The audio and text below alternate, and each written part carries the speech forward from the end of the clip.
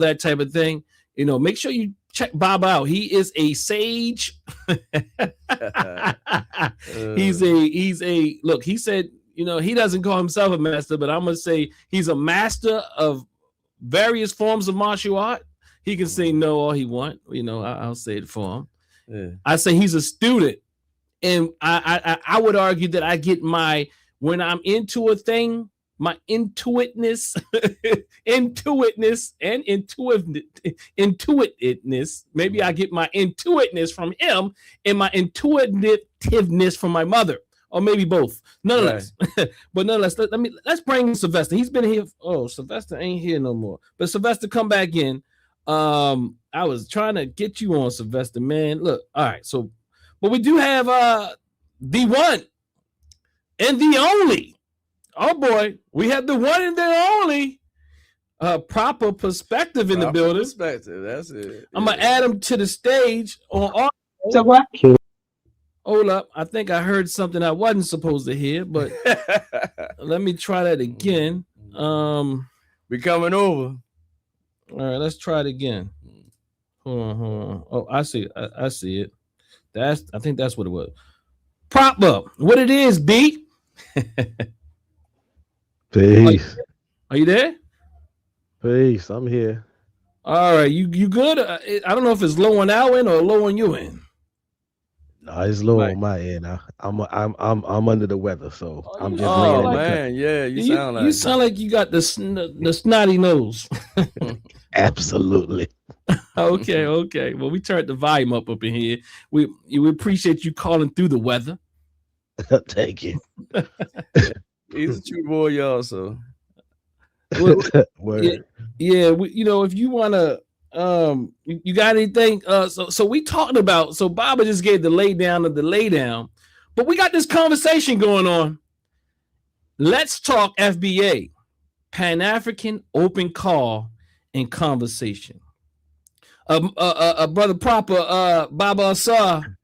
My man Kevin, Mr. K says the Pan-African Terminator is in the house, meaning proper perspective. That was his thing, though. Like, there's this thing that my dear brother, I will say JG, I think is a brother. I know JG, you're a brother. I don't want to misidentify you, but he says that he's talking about this Haitian thing going on, man. I don't know how many times I can speak to this idea that one video right is not enough. No. I mean, and in fact, I don't care if it was 100% of the videos. It just shows you if all Haitians hated Black Americans, let's say that. If all Haitians call Black Americans dirty African Americans or dirty whatever she called the people, right. you like let me be clear. Oh, that one woman. The one woman. Yeah. Like I could the reality is, can I even take her serious, honestly? Or what she said was algorithmically friendly. I mean, even if she believed it, like, so what? And let's say 100% of Haitians thought that. Does that mean I can't identify that if all of them was that way, that they're sick? You have a whole population. We understand how Dominicans have lost. Many of Dominicans are lost. Yeah. We understand how many of us are lost. So why does one video get you all up, your panties all up in a bunch? Exactly. You understand? So the other thing is this. Like I told you, I have a sister-in-law that's from Haiti. I know she ain't talking like that. So I'm saying, like, I can show you an example. You can show me an example. When did we grow up and realize that people say stupid stuff and ignorant stuff about each other? And in all races of people. And so, JG, you want, like, JG, I'm JG. I'm definitely looking like I want more from you, brother.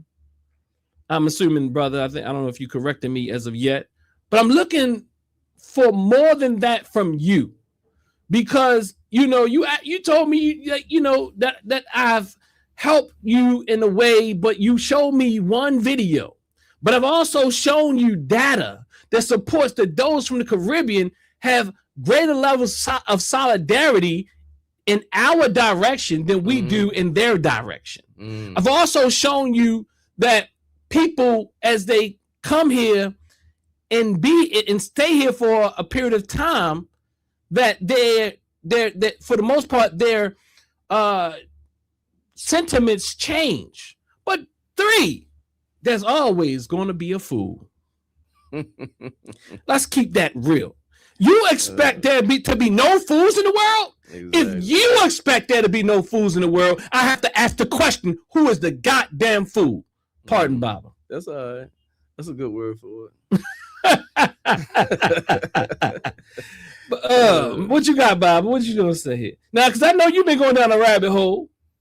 I mean, you've been studying. I know. Again, I don't have what did I call it earlier? To do itness or something. Yeah.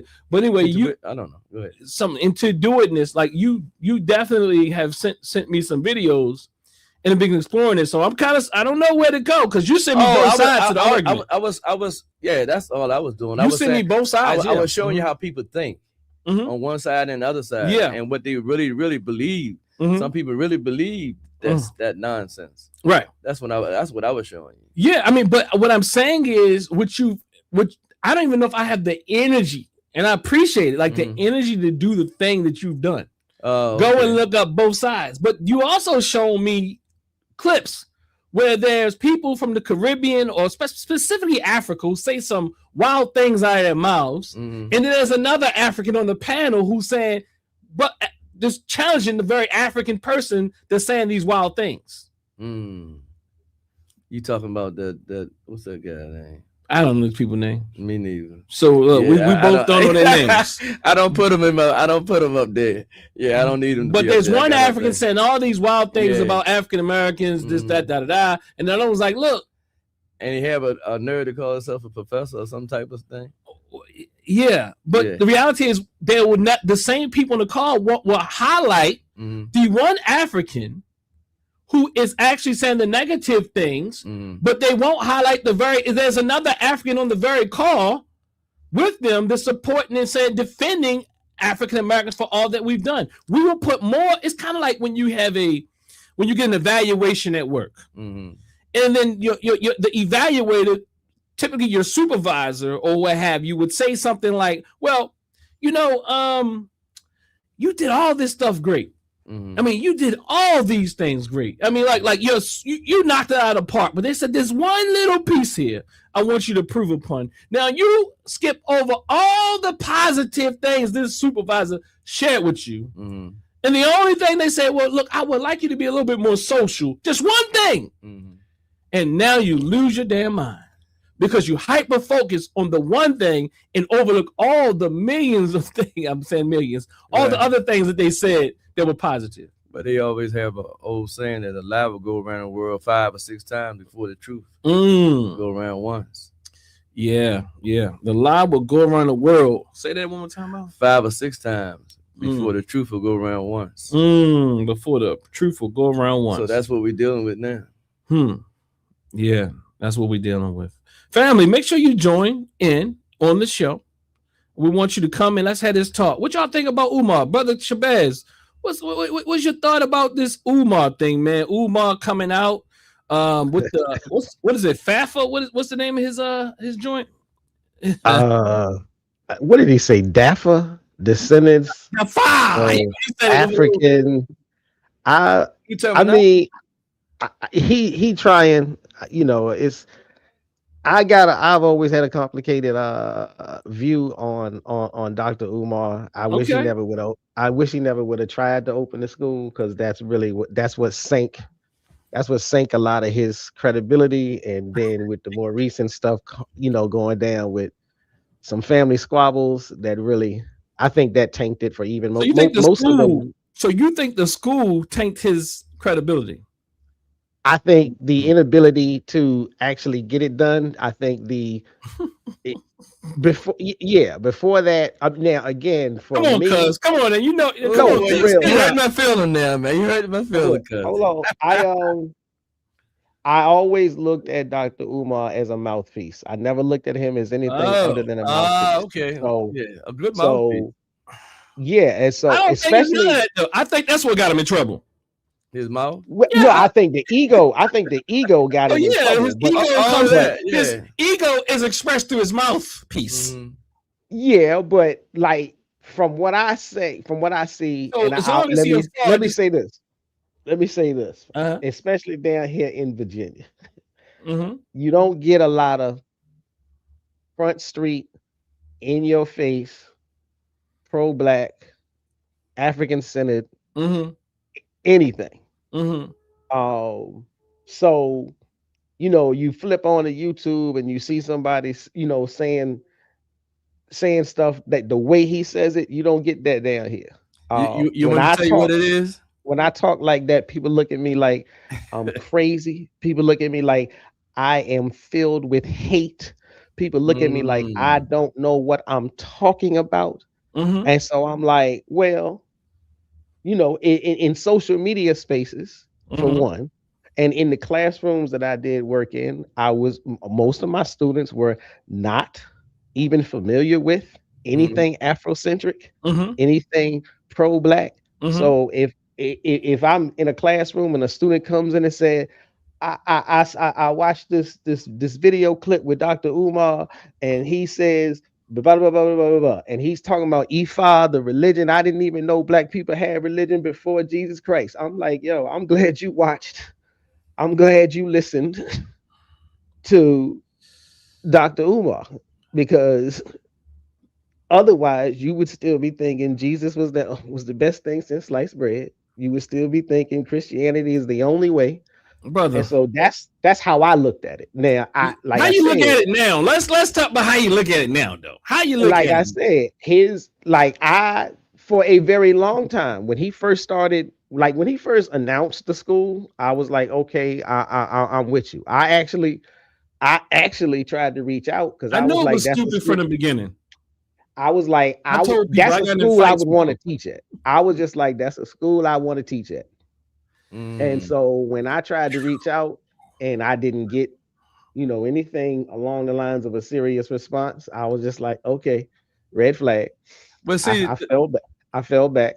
And as the years just went on and the excuses just kept chiming out, I was just like, I know what this is. Right. So, but you had to be knocked in the head. So say it. But a lot of people are. Hold on. Let listen to your uncle. What did he say? Hold up. Let's say it again. You had to be really knocked in the head to understand what was going on. To me, Omar always been a car salesman.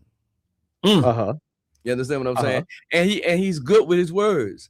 Anybody that can talk that fast and then at the same time, not even talking that fast, but saying his leanings go back to Marcus Garvey and he putting himself way up here. Frederick Douglass. Yeah, thank you. You know what I'm saying? Then he said something about Pan-African. Not Marcus Garvey somewhere in there. Yeah, Marcus Garvey. He attached himself. He's a guy. And so but he always sound like a car salesman to me, because he's always sound like a car salesman to me as well. Yeah, I mean because you know he oh wow. I don't know if I can say this. You don't know if you can say it? Well, me and his father used to talk. Yeah, I've talked to him as well. Yeah, and he was talking to me about it. I mean, he was talking about Omar. Ain't nothing you can't say about Jamal Shoemaker. What's his name? Jamal whatever his father name, Jamal. Okay, that the world doesn't know. Oh, okay, yeah. okay. and he actually wanted me to kind of spearhead his son. Right. Right. So he said, because he was asking the question, where's the conscious community at? He was calling us help when we used to do the show back in the day. You did Third Eye Get Out of the Matrix, and we was doing I forgot business something. It was the Conscious Black Business Network, but we had a different show. I forgot what we used to call it, but yeah. Yeah, he actually called me, and tried to get me he said Umar ain't that person. He ain't that. His father used to be like, he ain't that person. He not that. He not a G. He's But what I want to get to is the part that hurts me is that we give people passes because we often, like Umar's, like we go from one preacher, we want to put down the Christian preacher, but we pick up something that's just as bad. Conscious preacher, supposedly. And so I like the way he says words. That's what people say all the time. I like the way he says words. To me, that is a red flag. That's real though. Like we say stuff like that, and to me, I'm like, when are we gonna get up? When are we gonna realize that? Like, even I like the way, like people I've actually got in a debate. A brother said, "Well, you know, Umar got all the children screaming, and you know, that other Pan-African people are jealous of him because he got the whole community saying Black Queens forever, Snow Bunnies never." See, they made a song about that. It's called they did. Sweet Nothingness in my ear. Like, just lay over and let me just say any daggone thing. Just say anything. Whisper sweet nothingness. And that's what a lot of us just want to hear something sweet, taste something sweet. You know what I'm saying? Instead of hearing the bitter truth about subjects. Yeah, so we got this whole family. Go ahead, like this video, share this video. We getting it started. So DAFA, Dr. Umar Johnson. Like, I'm not gonna lie, that interview, I see how he can be. He can pull you in, brother, because I don't listen to what you say. I mean, that's all I'm saying. I'm saying, the other day he was doing good. His wordsmithery is phenomenal. That's what I don't like. But what I'm gonna say is that I like. See, what I'm gonna say is, go ahead. No, what this is all I'm gonna say. When you dealing with people, I mean, the vast majority of our people are in the triple stages of darkness. When you're dealing with people that are that unaware of so much stuff and so much information, Dr. Umar will wake somebody up. Now, shame on you if you remain under the spell. It ain't no shame on you, brother. It is. I mean, we all have to wake up. We all have to. You never woke them up. What you did was they became addicted to this personality. Right. It wasn't a culture. It's him. So the thing is, it's kind of like telling somebody who's been a person who's in an abusive relationship, who wakes you up with all that grandiose ideas on an individual level, that now shame on her or shame on him, but specifically shame on her for falling for this abusive partner. He became part of the cult. Absolutely. Well, again, I think that's what I'm trying to say. What I'm saying is, but that's okay though. There is information that comes out of his mouth that has woke some people up. It's on the individual. He ain't say nothing to wake nobody up. What did he say? Tell me what Umar says. I'm telling you. I've had students. No. What has he telling me? Tell me exactly what he has said that has woken somebody up. Now, this interview the other day, I thought was pretty cool. Now, but for the most part, Umar from back in the day, he said a lot of stuff that is not credible, and I've been saying that for years. Listen, I'm not. I'm not honestly trying to defend him. What I'm saying is, no. What did he say though that's waking people up? What I'm saying is, if I have had education tell me, I have had students tell me that they listen to some of the videos or interviews or what have you from him, and they've told me because of that, that's how they got into certain elements. So if I got a student that tells me they're now looking into Ifa as a traditional African spiritual tradition because they heard what he was doing with it, or as a priest, or they heard one of the speeches that he gave about Obatala and so on and so forth, I'm like, well, then that served a spark that I couldn't spark that student. I like when I'm introducing these concepts in the classroom, they're just writing down notes and listening to so that they can regurgitate it back on the test. They're not like, oh, I wonder if I should look into that. But when they heard him say it, they was like, oh, so there really is, there's real life people that do this. I'm gonna go look. Okay, I'm not mad at you. I'm like, however he said it, he sparked something in you. Now you get to go run with it again. Now, if you start saying, well, now I'm gonna send him money for the school, and now I'm gonna send him money for the HVAC, and now I'm gonna send him, that's your mistake. But that's the problem though, with Adam, though, because it's not the information. That is what you're missing.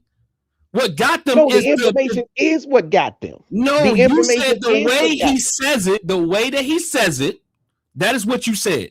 Not what he said, because you can say the same damn thing. It's how he said it. That is what got them, is what you're saying. Now, if you say something different, because Umar can come on that flat and monotone. If you come on that flat and monotone, then and he said the same information that you said, or just the same information, and it didn't catch them, then I would agree with you. But the fact that you're saying how he says it is what catches them is problematic. Well, I would just say this. All throughout history. He's saying, I'm gonna give you a pass because you low under the weather. No, look, all throughout history, orators have had an impact. They have organizers Mussolini. We've always fallen towards Jim Jones. Yeah, I get it. But Malcolm X was an orator. In his day, Elijah Muhammad was an orator until a certain age. You keep going down the list. I might have some questions to ask about some of these people. I got questions for almost. I'm not saying I'm not. There isn't anybody. Like, even if we can go to the brother that just passed. Jesse Jackson was a great orator. There are things that, as an orator, he has said and done that has impacted the people in the community in a good way. There are things that they have done that have done the negative. The problem is this. Let's get back to the point. It's not what he said. It's what you say. It's how he said it. You can't be saying two things. You can't be saying two things at the same time. It's always how you say it. It's not always how you say it. It's not always how you say it. Because my argument here is not that. My argument is that you are now holding people responsible who got who become mesmerized by the way he says something and says, if you stay there, that's your fault, stupid. And I'm saying that is what got them there. I would not call them people stupid. I would call them tricked. Right. Say, for instance, you said you even sent some money in, true? No, not me. I said I was giving an example. I was giving an example. If you accredit, because I know people that accredit Dr. Umar to their personal wake-up story. Yeah, so but if you woke up to Dr. Umar because he gave a speech about Ifa, or he gave a speech about the president, or what have you. About the Umar, for real. Yeah. Let's keep that. But see, the thing about it is this: that brother probably was already on a track of looking for Ifa himself, some kind of way, because that's just one brother out of 1,000. But the ones that he really hurt is the ones. Now, he probably was looking for something anyway. You know what I'm saying? And Omar just said something that. They say a broken clock is right twice a day. So Omar hit a point somewhere. His interview the other day was not a great oratory presentation. But I would say, for even someone like me, it was very compelling. Okay, but just pause. Pause with that right there, though. Even for someone with you and all your knowledge and your understanding of the whole framework, if you can say that the interview was what was your word? You said compelling. So if you can admit that part of his presentation was compelling, and you stand very high on the ladder of knowledge, wisdom, and understanding, and we got people that's very low on the ladder of knowledge, wisdom, and understanding. If it's compelling for you, if you can see how it can be compelling. All I'm saying is there are people who will see that same information, see that same videoed interview, and they will say, up right now. Keep talking. That's fine. They're saying that when they hear him, they are compelled. That's all I'm saying. I'm not saying it's good. I'm saying anybody can wake you up. Well, that's the problem. I don't think they were awakened. You're saying that's the core issue here is that you're saying that he woke them up and they're foolish if they stay there. Yeah, that is technically what I'm saying. Huh? I am saying that. I disagree that he didn't wake them up because I'll say this. No, it's a difference between waking somebody up and putting them under a spell. Umar does not have enough factual information to really say nobody in their right mind could literally say Umar says, let me back that up. Nobody who is a critical thinker could literally listen to Umar and say that he said enough things that were truthful and factual to wake him up. Umar has said too many things that are incorrect, too many times that is wrong, and it's too inaccurate in his description, is inaccurate historically, is inaccurate clinically, is inaccurate on so many levels. So there's no waking up there. There is some truth sprinkled over a bunch of falsehood. So there's you say so people like that's not Malcolm X though. That's a very different person. And even Elijah Muhammad, he's not an orator. You said orator. He's not an orator, but Malcolm X was. But he also, if you checked him, you will see that his information was accurate. Right. And I'm not saying always. And you could see that he lived by what he stood on. And he wasn't selfish. He wasn't trying to manipulate and wake people up and put them in these trances. Malcolm X literally woke you up. Umar puts you in a trance like Jim Jones. And there's a difference. Big difference. Tariq Nasheed does not wake people up. He puts them into trances like Jim Jones. Right. You have too many people walking around this internet who parrot Tariq Nasheed. But I will say, now the compelling part to me about Umar is the other day on that interview with the brother, he was grounded. He said a lot of things that was really like that was accurate, and some things that was not accurate. You know, I mean, that was debatable, that I don't think people really debated. I'm not going to give them any weapons. But what I will say is Umar, and I can't even look at most of Umar's stuff when he's doing all of that, what we call charisma. But the other day, now a person like me could say, damn, Umar doing a good job here right now. But at the same time, in my right mind, because as you said, I'm a person with those words you said, I'll take that as a compliment. But I have enough discipline to pull back and say, you know what? It'll be really good to have Umar on this side of the fight. But I realize that's also the setup. Umar ain't worried about no FAFA, whatever. What is it called? Hold on. Umar is not worried about no DAFA. DAFA, he said it. I like it. He said, I'm going to start a counter movement called DAFA. DAFA. So what is that?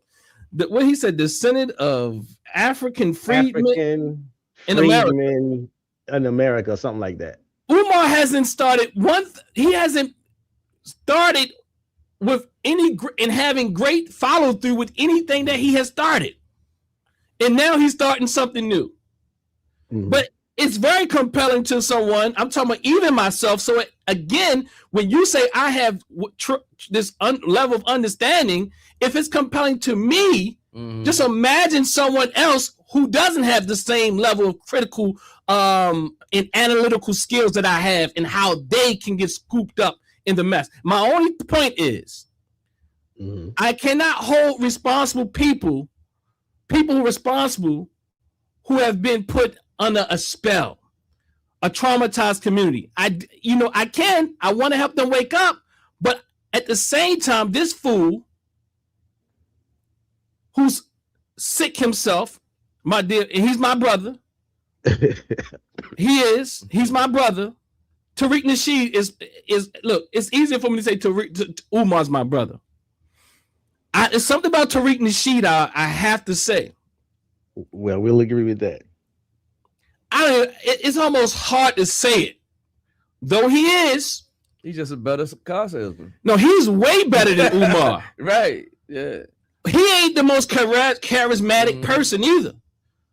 But people kind of like him. He's because he's vile. Yeah. And he's very, and he doesn't. You don't have to grow far to reach where Tariq is. You can still be a Negro and do what Tariq does. You can still talk about people. Tariq in black spaces created puppets called Crispy, and that was okay. Yeah, teasing someone's hue for being a dark-skinned person, whether or not you agree with him or not. But again, Tariq, in his mastery, which is so masterful, even more so than Umar's, is that he talks this FBA stuff. He said, well, hey, family, so, we know that it ain't no leader. We know ain't no leader, a family, you understand? They talking about, hey, family, ain't no leader. I'm not your leader, and nobody's your leader. Now, ain't nobody can't be no leader, no lineage. Like, who told you that there's no leaders and lineages, if you want to use it that way? I mean, what sense does that make? That there's no leader in lineage? Like, let's really, even if the word really, he was using it correctly, you telling me there's no leaders they are race leaders. And there's sometimes there's one leader over all the leaders. So, I mean, it makes no sense. There always have been leaders. And had to be. So what I'm saying is the stuff he said is so and he said, well, and then he conflates and anachronistically take this term FBA back to people. That's why I was asking the questions earlier, Baba, about grandma and grandpa and so forth, because he is utilizing it in a very skilled, manipulative way. And I see why people follow him. And I see why people adopt this FBA, because first of all, I think he did a lot better job at branding. Foundational Black America just rings. It rings. Like if he didn't create it, I could see myself calling myself a foundational Black American. And I can see how some people still don't agree with him in all the other things, but it still rings well. When I mean by ring, it just makes sense. That what's the problem with us calling ourselves foundational Black Americans? Just meaning that we are the Africans, or no, they don't like the word African, American Black people whose ancestry came through chattel enslavement in this country. Right. Like that is the state is very clear. It's not like ADOS, American descendant of slavery. That doesn't really ring. Even DAFA doesn't really ring. Like the descendant of African freedmen in America. But foundational Black American, without even saying or explaining it, it explains itself. A foundational Black American. Now, I'm not saying people won't need some level of explanation, but family, make sure y'all come in and look. My cousin, my Professor Jabaz is like, look, he taking the gloves off today because he's sick. All right, I'm tired of you, brother. Look, we're gonna fight this one out about this Umar one. Look, he going. No. Tariq Nasheed is a whole nother level of charlatan. Umar be tripping up. Tariq Nasheed, and some people tell me, some of my close comrades say that he ain't doing all this by himself. Right. He's a sniper. Yeah. And it's awesome. He's a good sniper. Well, what's your guy name, nephew? Who? Which one? The one we talking about. Umar. Umar, yeah. Umar's not a sniper like him. Nah, I honestly think Tariq is being supported by the COINTELPRO folk. I know that people give me pushback when I say it, and I'm like, I know and understand. You talking about the enemy, huh? Yeah, I know that they supposedly shut down the program on Front Street, but I know that this government keeps a whole lot of stuff on the back burner and behind closed doors. And I really do think that there is some serious COINTELPRO energy behind Tariq Nasheed. But I know I can't prove that. So, well, and I don't think Umar was ever selected that way. Like,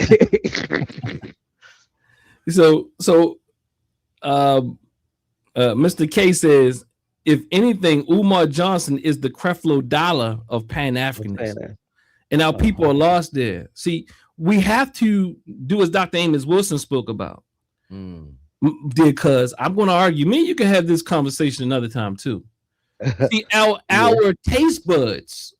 See, we think that somehow wicked people are going to wake people up and they're not going to have some level of loyalty towards them. That is not even humanly or developmentally conceptually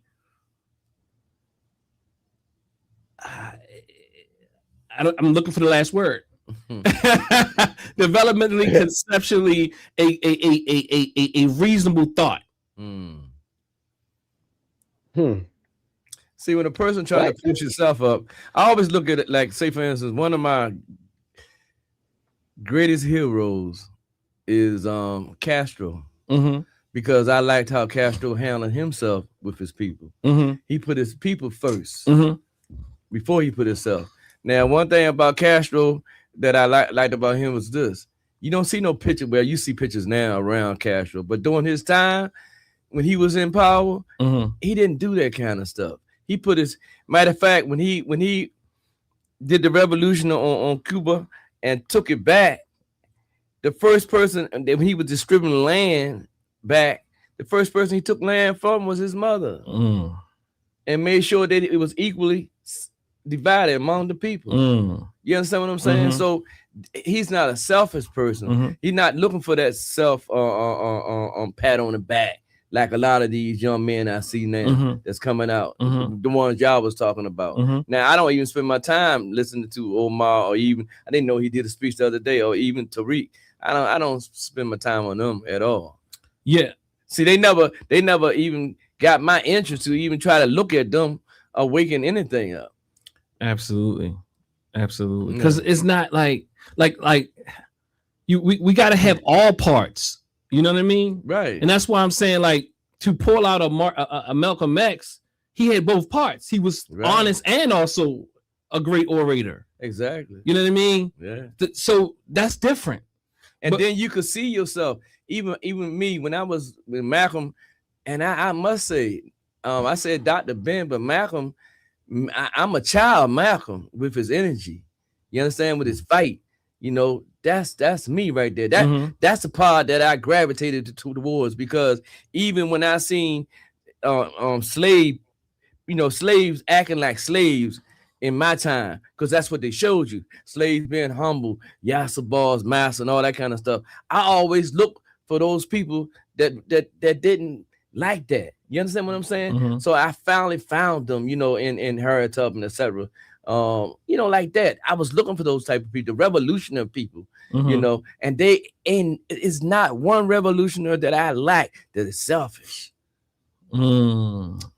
Yeah, I that's what I'm saying. So it has to be a full developmental thing. Right. I often hear Stephen Biko. Stephen Biko. It's got to be balanced. Like, and so I could never, ever, from a psychological perspective, really say that it's your fault if you stay with them, because there's a certain psychological dynamics that are going on.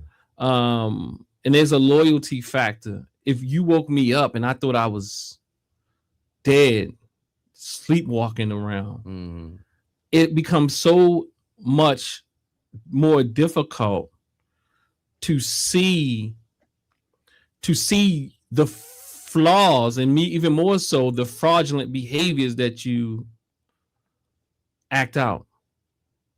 In fact, good manipulators have you believing that you are the problem.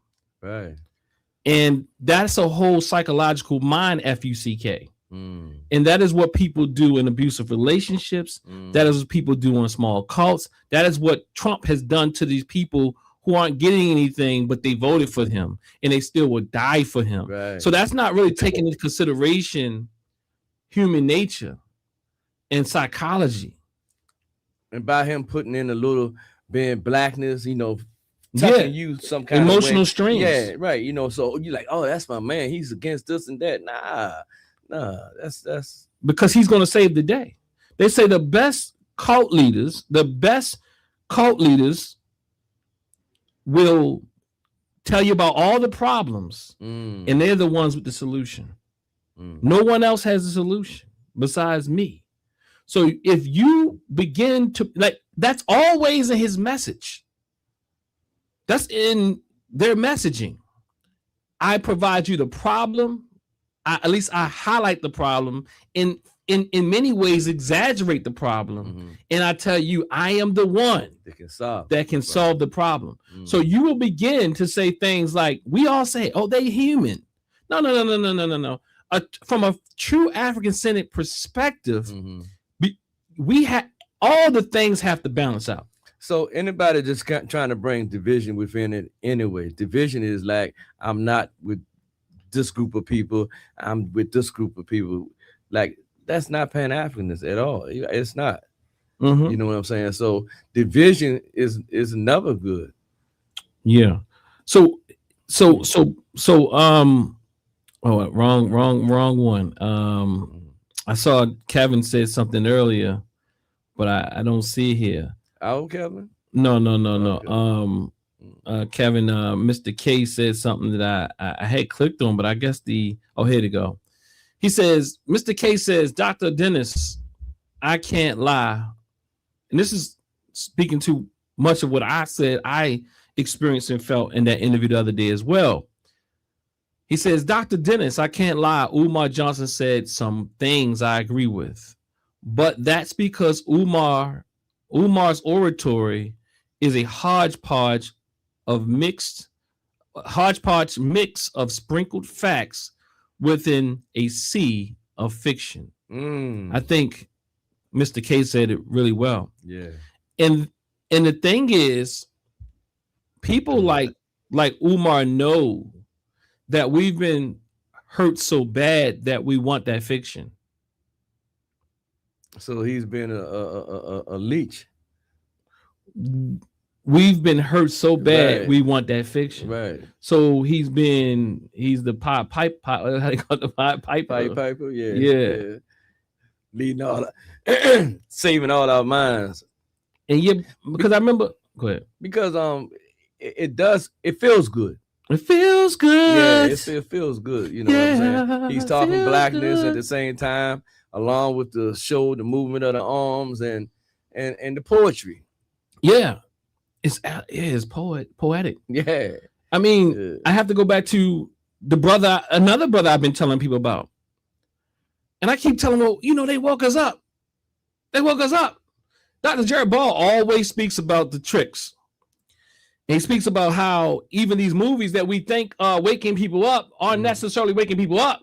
We don't even have evidence that it's doing the thing that we said is doing. Right. I mean, it may feel good. It might you might find one case, but as a mass, as people on a greater level, they don't. But there's one point right here, Baba. Okay. So I've often told people the same thing when it came to Brother Polite. And I've heard brothers in the community say the same thing about him. Oh, well, if they dumb enough, if they stupid enough to keep giving him their money, but they're not knowing the hypnosis or the hypnotic effect that it's having on people.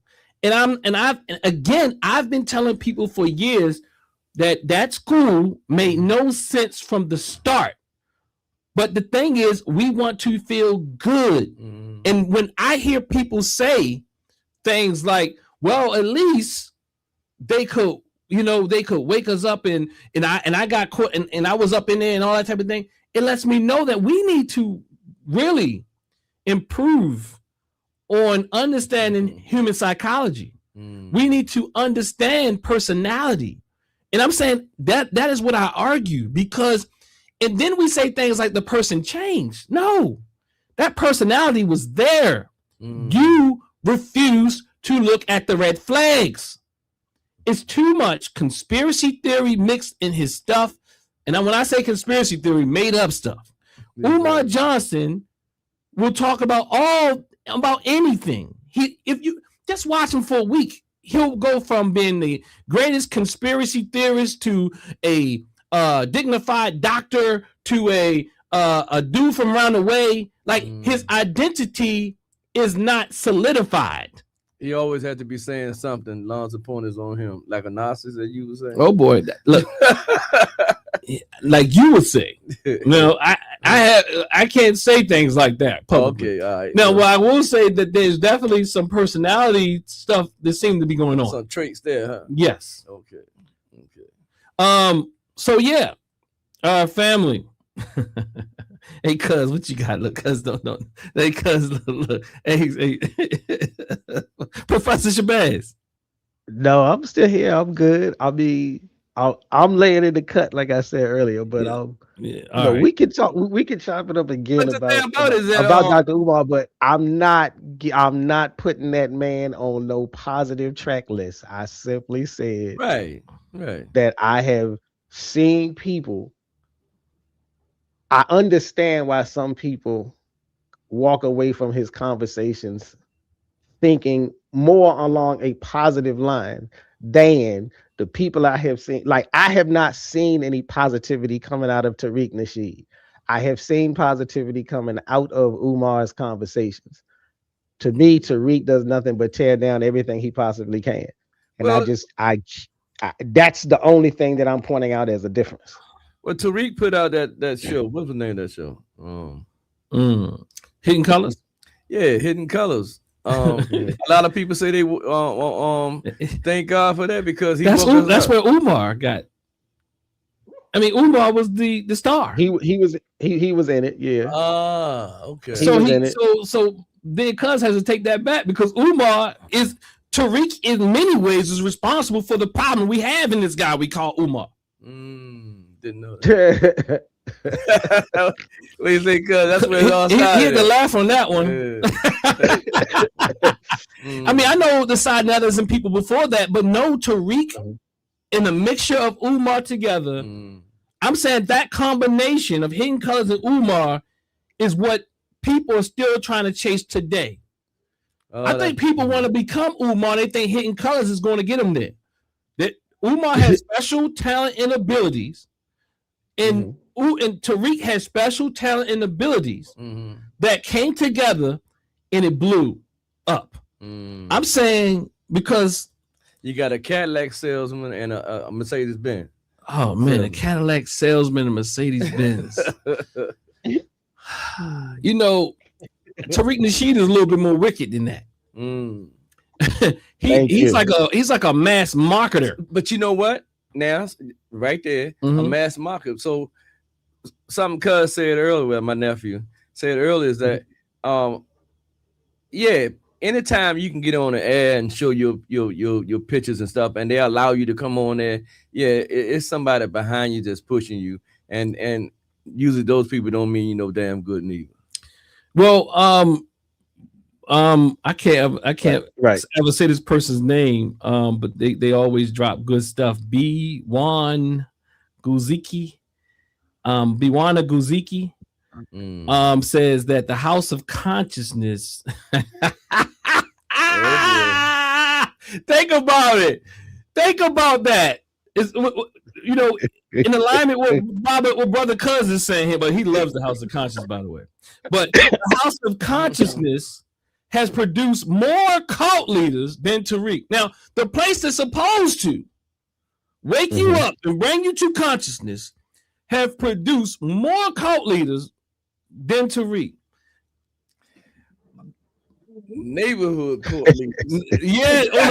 Lower tier cult leaders. Because these guys, Tariq, what's these guys? I don't even know their names, but the FBA guys, they got, if you go and look at their views, the views they get, the people that Tariq created, the amount of views these guys are really nobody. They really ain't that special. But they come on and talk about FBA, and God knows the views are out of this world. Wow. I mean, like there's nothing. The craziness over there. Because you create cult followings. These people don't even have to say anything special, and the people stay on the lives. Everybody looking for that feel good. All you gotta do is look at that trailer that Tariq just put out. It's 2 brothers on there. I don't know their names or something, the black or something, this or that, because you might know that information. You know? No, I've heard some people talking about the trailer. I haven't seen it, so I don't know who's in it. But all you have to do is go and look at their station. I can't remember the views, but the views be up in the thousands. But it's because people are hurt. You know what I'm saying? Yeah, they looking for this feel good, and we just broken people in a sense. Now, don't get it twisted. I'm not saying that everybody is broken. Please don't say that about me, because at the same time, I know we are some strong individual people. There are just some of us that just want to just hurt some sweet nothingness. You see what I'm saying? Some of them bots. Yeah. Now, because I'm not saying that our people are very, very strong. Anything that we tackle, anything that comes our way, we find out a way to make it happen.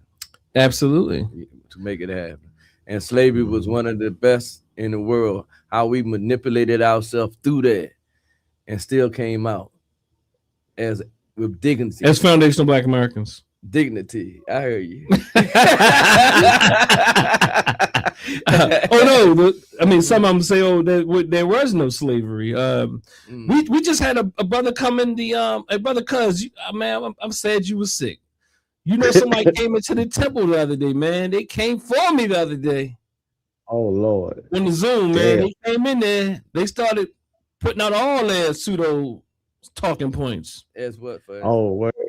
Yeah, because if you can say what he was saying, it might have somebody else out there that's thinking the same way. Well, I think he went around the long way to say that we not African. And basically, we were everywhere, and we had what's the word? Autogenous beings. Autogenous, yeah. Autogenous, and he kept going on and on and on, and he told me, hold up. And after a while, I was like, well, brother, I mean, I'm not sure about some of this information.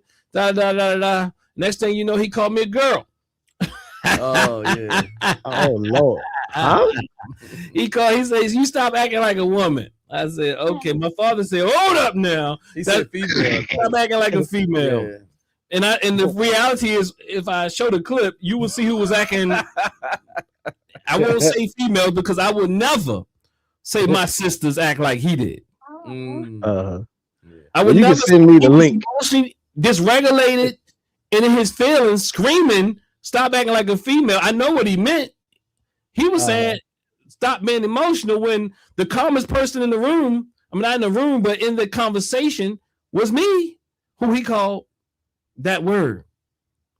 But he's almighty. Yeah, I guess he wanted to say the B word then. He did, perhaps. But he did sing well before. He did do a good song. He was rocking the song, though.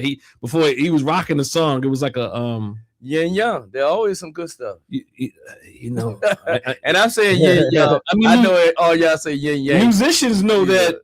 Musicians know that many musicians struggle with clarity on a psychological level. A lot of them is bipolar also. A lot of the great jazz musicians was bi. Yeah. So I understand my brother. Right. And I'm not saying he was that, but I'm saying that I understand you can't to bring out some great music. Sometimes you got to have some very extreme moods and things of that nature, So everything has a purpose. So he's an artist. Right. But he was trying to play intellect. And so stick to being an artist. I mean, that's what I be trying to tell people. Like I don't come in your place trying to tell you how to hit the note. Right. That's why I keep saying, like, I don't come in your place trying to tell you how to hit the note, but you want to come in and tell me how to research. And nothing he said was substantiated. Not at all.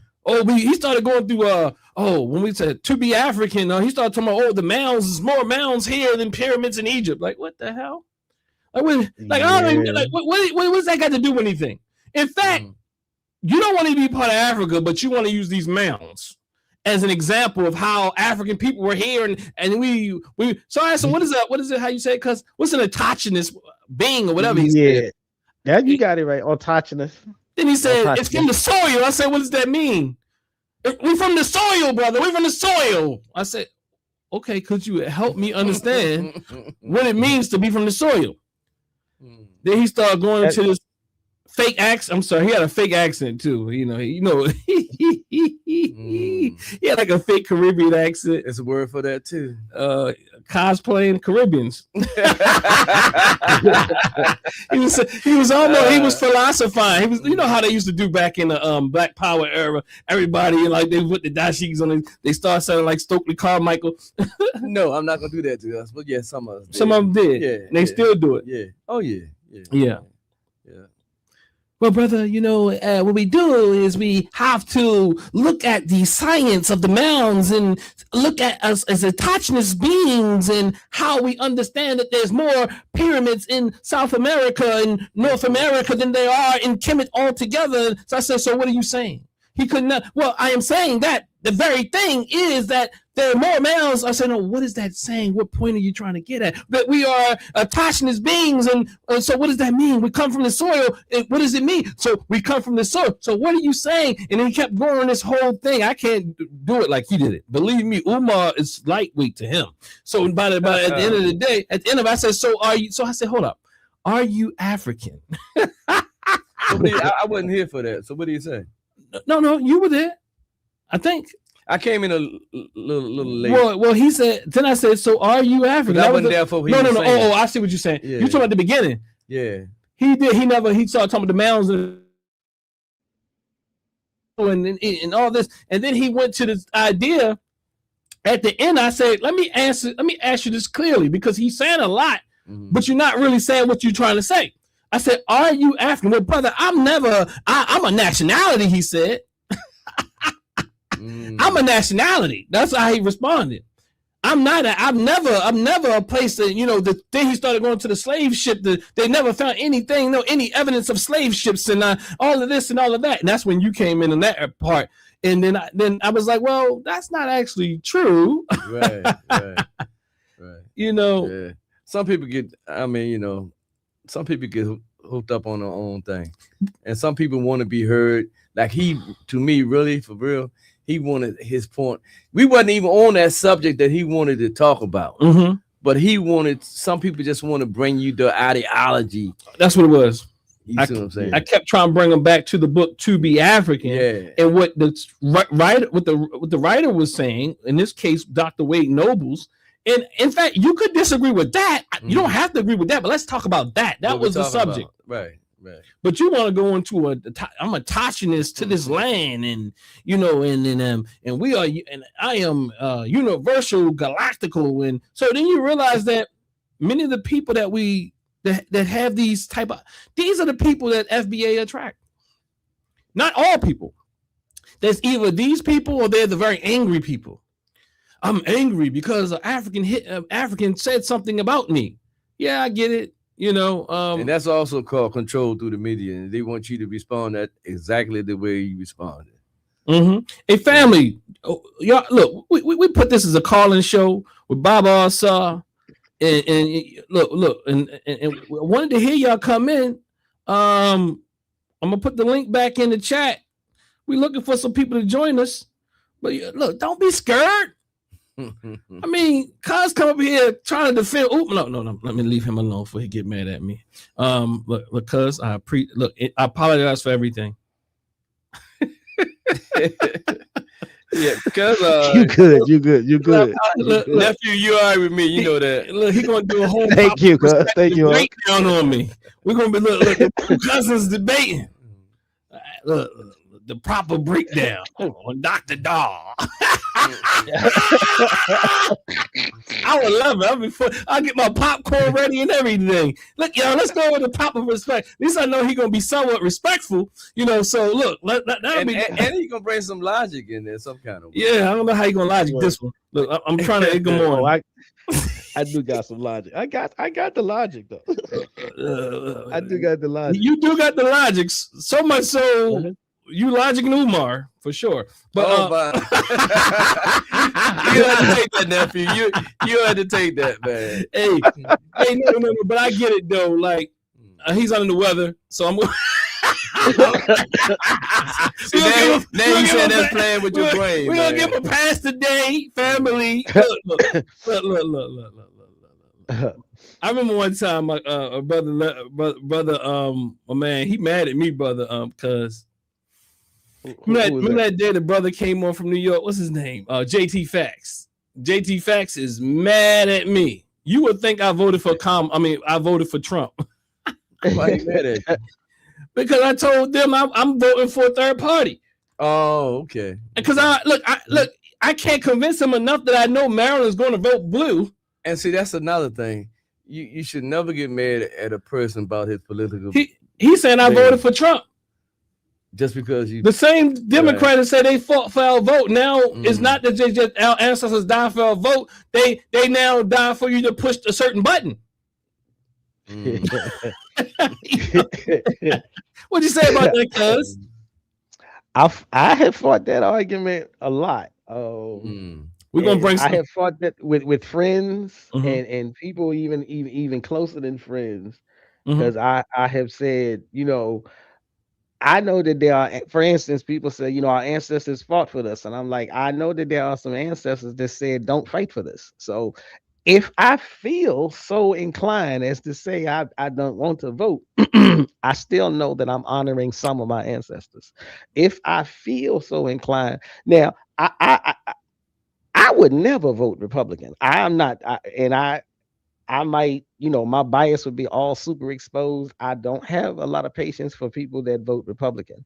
I'm cool with third parties. I understand the Democratic push, but I've had those fights, those arguments and conversations, and that's kind of like where I stand on it. I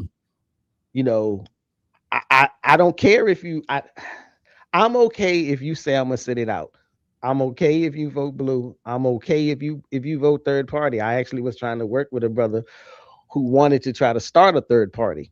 But one of the things that I had to recognize, if you want to start a third party, you got to start, one city at a time. You can't say I'm gonna start this national thing, and you just like that's a huge money machine right there. So, but anyhow, I voted for all the Democratic people locally too. there you go.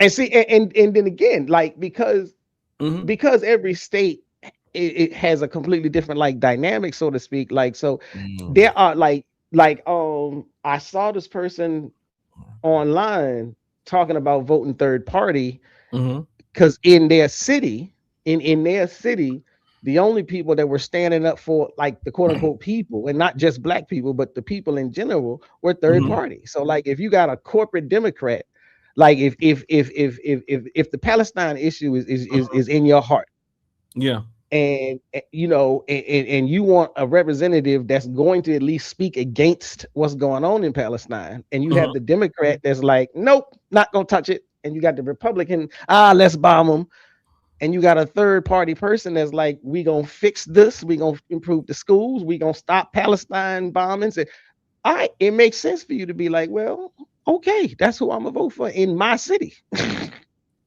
Yeah, I have a question. I appreciate that, Baba. So I know you over the years, and we're not gonna stay here too much longer. So if y'all want to jump in on here, please come in. Over the years, so I remember you used to have a T-shirt called African Period. Yeah. What are your thoughts about? I mean, I'm not sure there's an evolution that has taken place or what have you, but I'm wondering in 2026, what do you? Is that still consistent, or not even that it has to be period, but do you still like, what are your thoughts about FBA saying we're not African, that Africans sold us to slavery, and why would we want to be Africans? They sold us to slavery. Why would we want to call ourselves African? In fact, we're not African. And some may say that we're African descendants, and others say we've never been a part of Africa. I mean, like, what is some of your thoughts around that? Can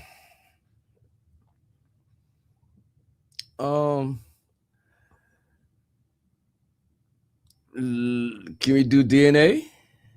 You can do whatever you want to do. So if you're gonna look at the DNA and then you're gonna look at the history of our people, I can't see no way you can say that you're not some type of African that's in you, some kind of makeup, any kind of way. You can't leave the black eye out the pea.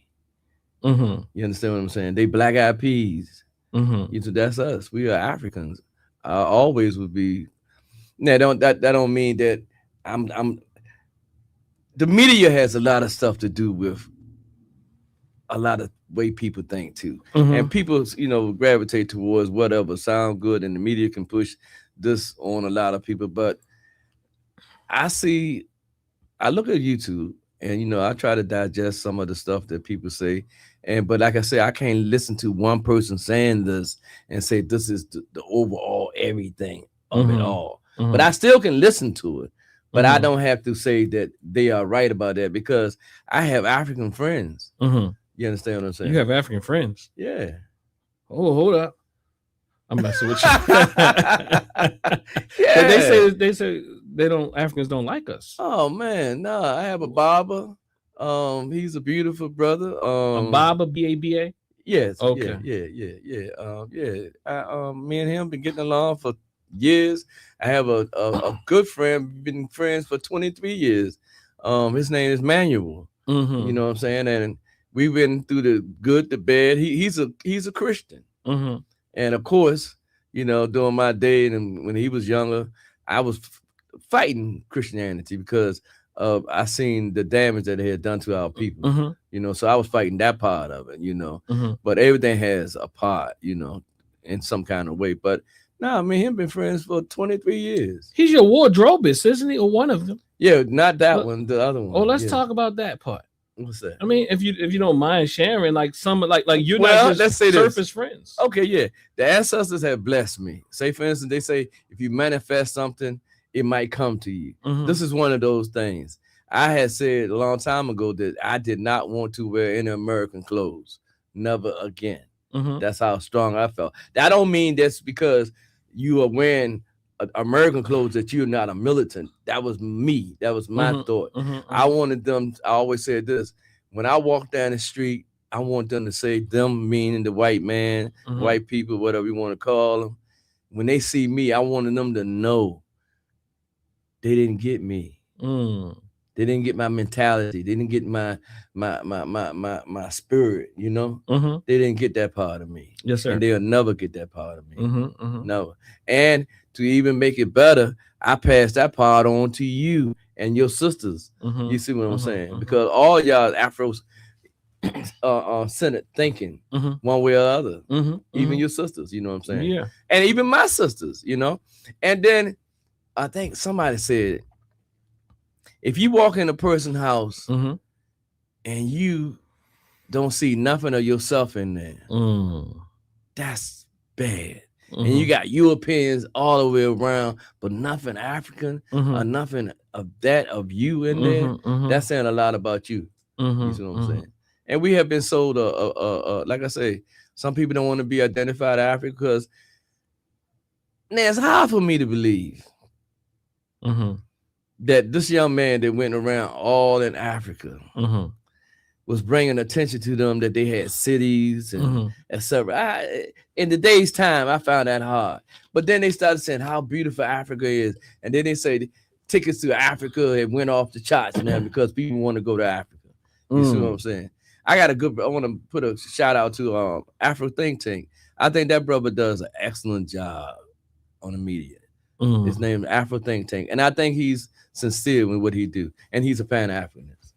Right. Yeah, I've seen some of his videos. I really haven't looked at it in a great extent. Right. I just noticed that he's outside. Sometimes he got a shirt on, sometimes he doesn't. Most of the time he got a shirt on. Yeah.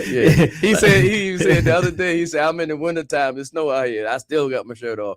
But not that. I like his philosophy, and I like his love for his people. And it shows. And he's not biased in that. He even in Africa, he put a well in a country there. Well, yes. Yeah. You see what I'm saying? And he's not going around talking about it. He said, but it shouldn't, if your boy had done it, he'd be all on the papers. Who's that boy? Nephew. Umar. Yeah. If Umar had done it. If Omar had done it, it would have been all around the world. You see what I'm saying? And by him doing it, nobody knows about it. You see what I'm saying? So yeah. So do you still subscribe to the term African? Most definitely. Yeah. African American, you saying? What? I'm not saying. I'm just saying African in any way. African period. Right. Yes. Do you subscribe to the African American? I can see that. Yes. You can see that. Okay. I wouldn't fight it. No. When you think about African Americans, who do you think about? Americans that during the slave trade came over. You think about my wife? Yeah. Do you think she's an African American for real? Do I think she's an African American? Yeah. Your wife? My wife. Oh no! I thought you said my wife. No, of course not.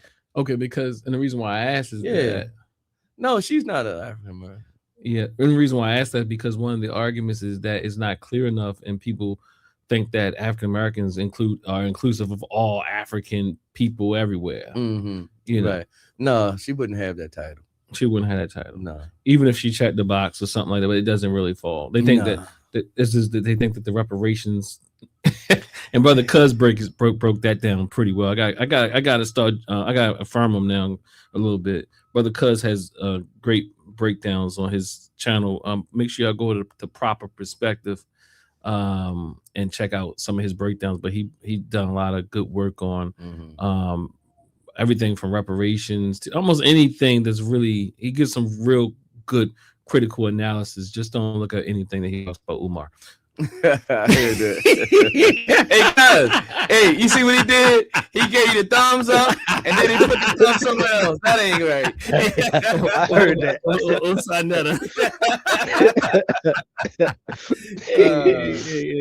I keep calling you Cuz too, nephew. No, but I'm certain if he did break down Umar, he would give a good analysis. Okay, we got somebody up in here, I think. All right, let's see. Add to the stage. Talk to Baba Asar, y'all. Can you tell me how to say your name? Because every time I see it, it's no sweat. It's no sweat. You could call me Bwana. Bwana. Yeah, but I go by Bwana Hagoziki. It's cool. I have a question. Hagoziki. Yeah, I have a question for Pops. Because I think this is like a healthy conversation between father and son. And you really don't have an opportunity to see these kinds of dialogues on the internet. So my question to him is, how did he raise you in a way that now that you're a grown man, y'all almost seem like brothers. Y'all almost seem like friends. Y'all have a very respectful, healthy relationship that you don't usually see. So I'm curious to know, how did he go about in training and raising you and his daughters as well, in a way that y'all can have such a respectful, healthy relationship at this point? That's the question I have. I'll leave it. That's a beautiful question. I think because I was raised up like that. So I'm just a reflection of my father and my mother, but I gave to my son and my children and my daughters. I always had a mother and a father, you know what I'm saying? And respect was number one. And before I knew I was black, I knew I was great, because my father always told us, he said, son, you are a winkler. So therefore, when I step outside, represent being a winkler, so I was proud of being a winkler before I knew I was black. And I know because it's come a time that you find out that you are black. when I found out that I was, well, really I was colored. Let's say I found out I was colored, and that was a difference in being. But no, I always I think that I have to. I brought them up blacker than black than black. You know, everything. Blackity black. Yeah, they wasn't allowed to look at Tarzan. They wasn't allowed to look at certain things that degraded us. You understand what I'm saying? I took them to all the museums that we go to. I took them to African Liberation every year. We, you know, I even had them on my back certain places. You know, yeah. Ever since then, what's indoctrinated nation or whatever. What's the word for it? Indoctrination. Indoctrinated me. Right. Okay. Brainwashing. Right. You know, I brainwash them my way, our way. You know, I always let our children know that it was great. They could do anything. I say, go to school and create a job. That's the way we used to think back in the day.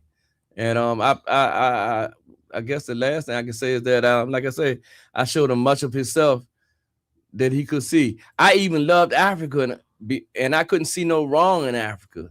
That's how I was during that time. I can see some wrong in Africa now, you know, but during that time, I couldn't see no wrong in Africa. So that's what I was, that's how, even when we had, I never did want to do Christmas, but of course, you got two people in the household, so you got to go some ways sometime. So you struggle with European holidays. Yeah, I did. Your daughter. I'm glad you did say something positive, not knowing that she was one of your daughters are in the chat. Oh yeah, Latonya Nicole 7955. That's number one. Says hello, father and Dr. Brother. That's my oldest daughter. Her name is Latonya. And if I need some hair done, she's good. She's really good at it. And see, that show you again. I'm a barber. She's a beautician, I guess we'll say. And she's cosmetologist extraordinaire. Right. And she's a people person too. And I want to kind of like dive in on it and maybe and can I say something about my other two daughters? Because I want to lead them out. Because what I'm saying is that they are entrepreneurs in their own way too. My daughter Mahisha, she has her own little business. And Tamika, you can't say little.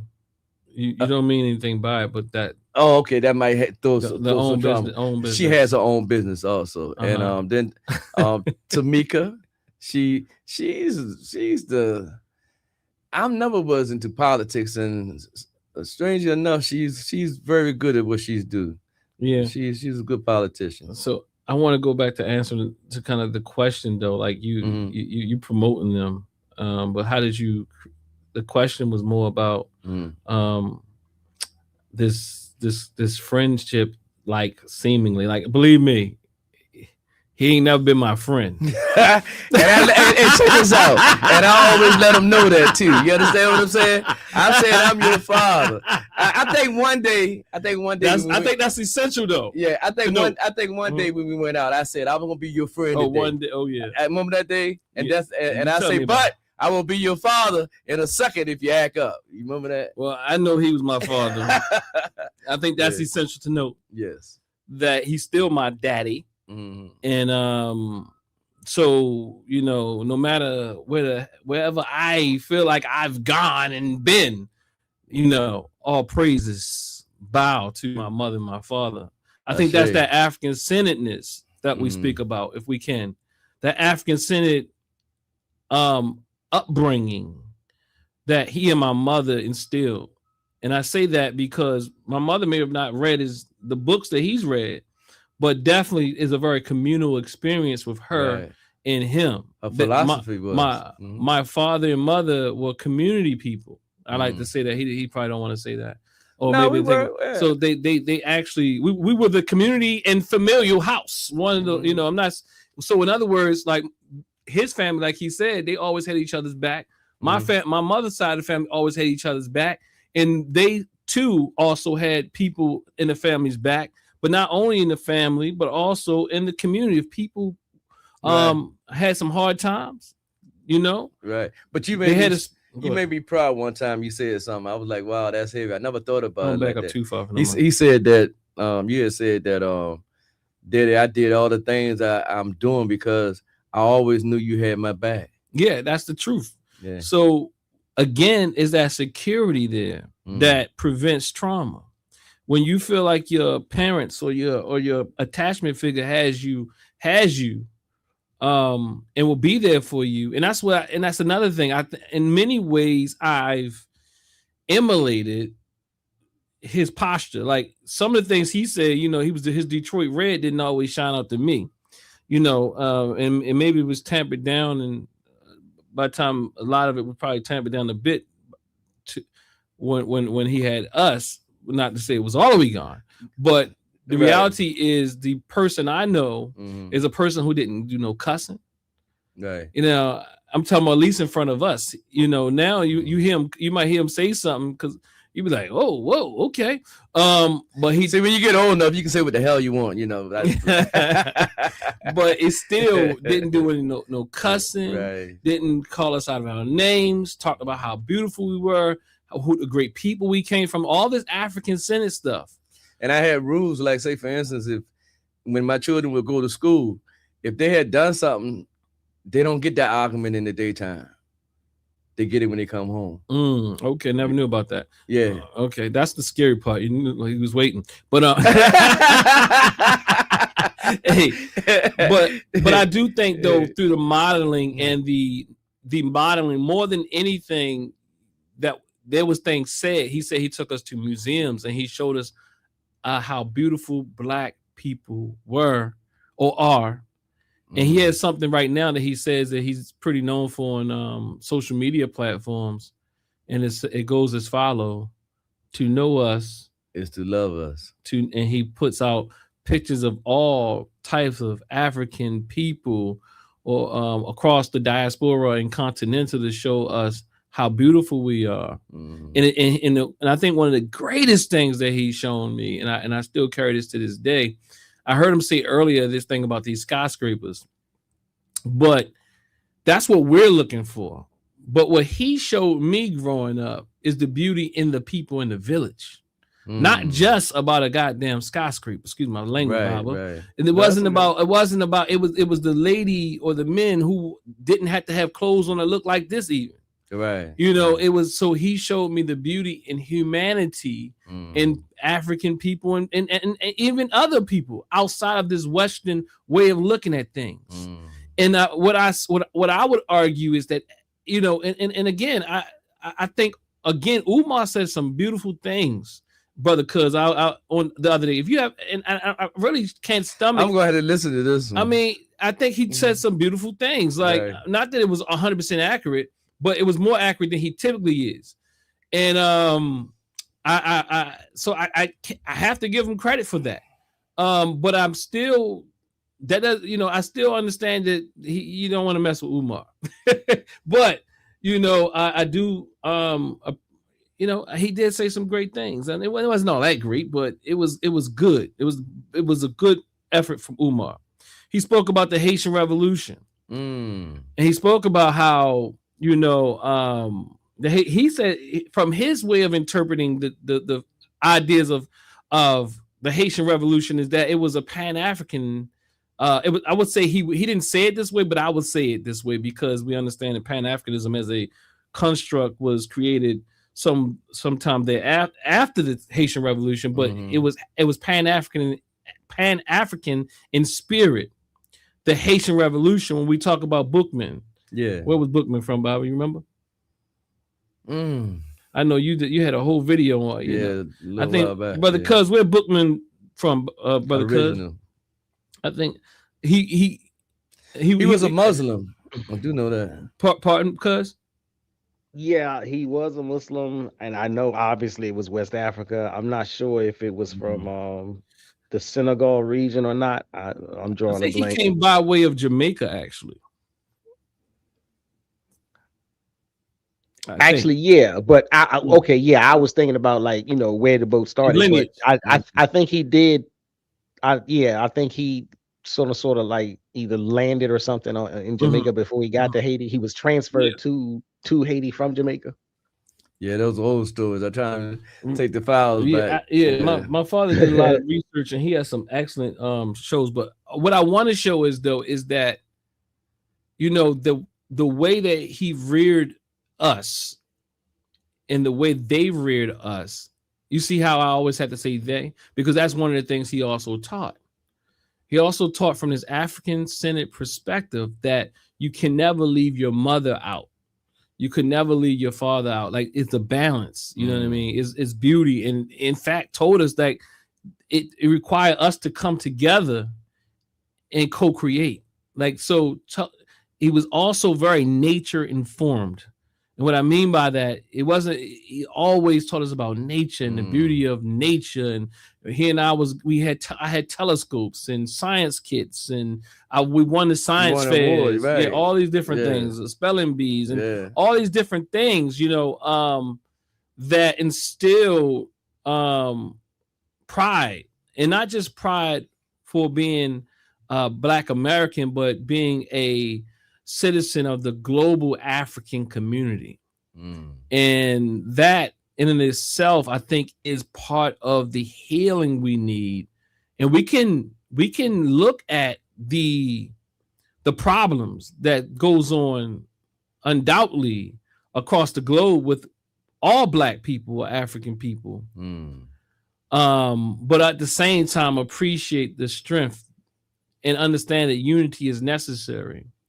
I would say that if one was really to think, if we really took our time to really slow down and think, if we compared the people in the way that they operate, who call themselves FBA, who they say they're not a group, we know they're a group. I don't care what they say, they are a group. Even African Americans are a group. So again, their logic don't be logicking. So the FBA, they want to make me an FBA. I'm just telling, I'm not an FBA. And I'm not an FBA because I know that it was created by Tariq Nasheed, and there's an ideology that one must adhere to per his own website. Just go look at the mess. But what I'm trying to get to is that if you put those, and we struggle in these Pan-African spaces, we struggle more so. And I'm saying especially we struggle, but those who are Pan-African and African-centered in ways, really compare that sample against the sample of FBA. And if you can't see that one glass has much cleaner water, then there's still some healing that needs to be done. Yeah, anything that brings division within it is not good. And just the way that people conduct themselves. I think even what Brother Cuz is saying here, in all Umar sickness, when you compare him to Tariq Nasheed, Umar looks like a lightweight. Yeah. Go ahead, Cuz. No, you're absolutely right. That's all I'm saying. Absolutely. He's a lightweight. He can reach more. You saying that because he can probably reach more people also? No, Tariq Nasheed acts like a... Go ahead, I'm sorry. No, I was going to say he's a lightweight because Tariq has a stronger reach, a stronger impact. Right. But, and again, unfortunately, Tariq's impact and his reach is all negative. That's what I want to say. Tariq is entirely a separationist, a divisive, a divisive individual, and all he wants is division. And again, that's the only thing that I always keep circling back to with Dr. Umar. And if you listen to a Tariq speech, you can walk out of it. You can walk out of it hating another Black person. If you listen to an Umar speech, you can walk out of it and you might be mad at the white man, but you're not mad at an African. You're not mad at a Jamaican. You're not mad at a Trinidadian. I ain't seen no Umar all Black contractors. He's a little inconsistent, but I said speeches. I said speeches. If you he put it in his speeches. Well, yeah, recently he did start talking smack Black about people, contractors. Yeah, some of his speeches are very scathing and very very critical, overly critical. And when I mean by overly critical, I'm saying that critical in a way that is unnecessary and let me say it's harmful, and it's also manipulative. That's the part right there. Yeah, right. That's and I want to say it reveals his true grift. His true grift, because it always comes at a time when he's requesting more money and requesting more time, and you know, so it's on the outside of his quote unquote talking points. It's on the outside of his quote unquote Pan-Africanism. It's that's when the church plate shows up. You know, one thing I want to add to what you said earlier, cuz is this, is that Tariq, I just want to use one word. Like Umar, with all his mess, at least he has. I am not asking. I would suggest people not to become a victim of Umar. Let me just be clear. But even with that, don't become a victim of Umar. But listen here, let's kind of follow me slowly a little bit. There's a certain level of discipline in knowledge that goes against even some of the behaviors that he does, but at the same time, it does keep him in some level of check, although he's out of his mind at times and he's behaving really badly. But there's still certain limits. But with Tariq, there's no limit. And Umar doesn't hardly have limits, but he has more limits than Tariq. So you're saying he's off the chain? I am saying, and this is the word I'm looking for, Tariq is savage. Wow. And the more stuff he talks, the more, and I think this is what Cuz is saying, Tariq can say anything out of his mouth. Umar does have to get back on track and start saying positiveness or positivity or positive things about black people, because that is his audience. Although most of Umar, I would argue, and I don't know, I don't have the data, that most of Umar's audience are not Pan-Africanists. Oh yeah, not anymore. But I will say that with what he said the other day and how he put it, he will win some back. And if if Umar got back, if Umar really could get back on a, I don't think the square, on the square, but I don't think it's real. Let me just be clear. Say the square gonna be floating. The square would be him performing to win people back. He could do that because people were looking for someone like Umar, and we're always forgiving. We forgive, especially when they sound good. Exactly. You know, pimps know how to win back somebody. Of course. Preachers know how to. Not all preachers, but the preachers that do the thing, they do the thing. Right. You know, so basically, we will forgive because we want to have hope in somebody, and where we feel like we're deficient, people like Umar, and some of us, if we're manipulative, make up for that in our souls, in our spirit, in our psyche, because we feel like, look, this black man has done so much, and I get it, the psychology behind it, and you want to see him win, because you want to see us win, and his winning in our minds is tied to our winning, and that's a beautiful thing that's being manipulated. And we have always been, since you said that, because even I remember as a child growing up, boxing used to come on Friday nights. And when Muhammad Ali or some of the greatest boxers was on there, Mike Tyson, my man,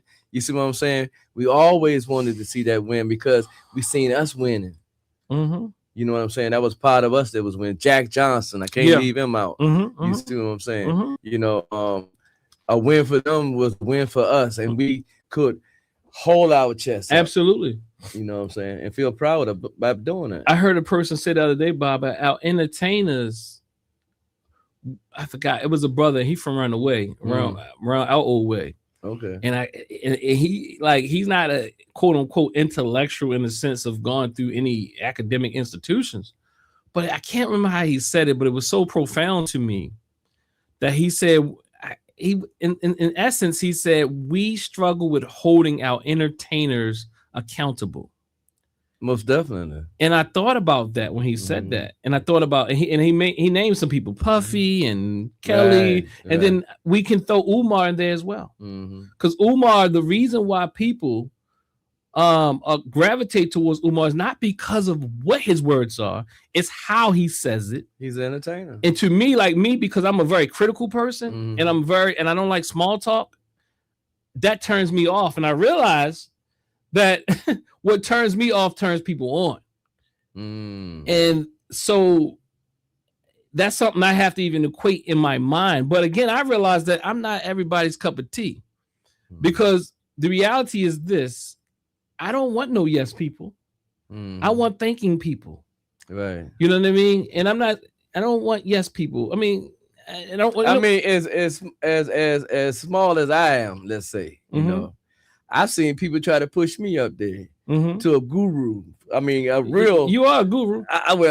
You know what I'm saying? Ask me for help mentally. And I say, no, I'm not the one to help you with your mental illness. But my son does that. You understand what I'm saying?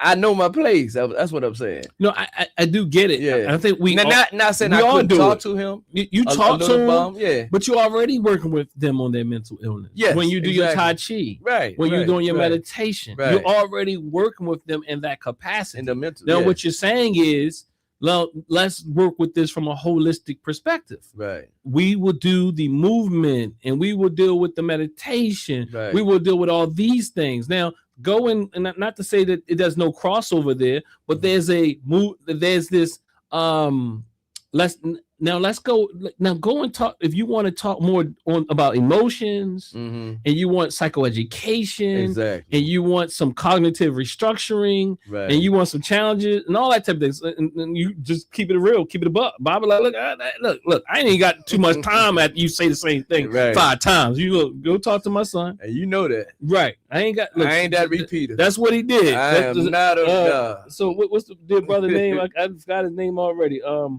But anyway, that's what he did. He was a real strong dad. If you tell me, I say he's a dad's dad, a father's father. Like there was that fatherly. That's that father. Look, oh, that's my father. Oh, yeah, that's my father. You know what I'm saying? So, but nonetheless, we also just family. We all always been family. So again, there's a deep level of respect there, and I think that's part of it. But also the part of it is doing things as a family. Having fun times, spending time.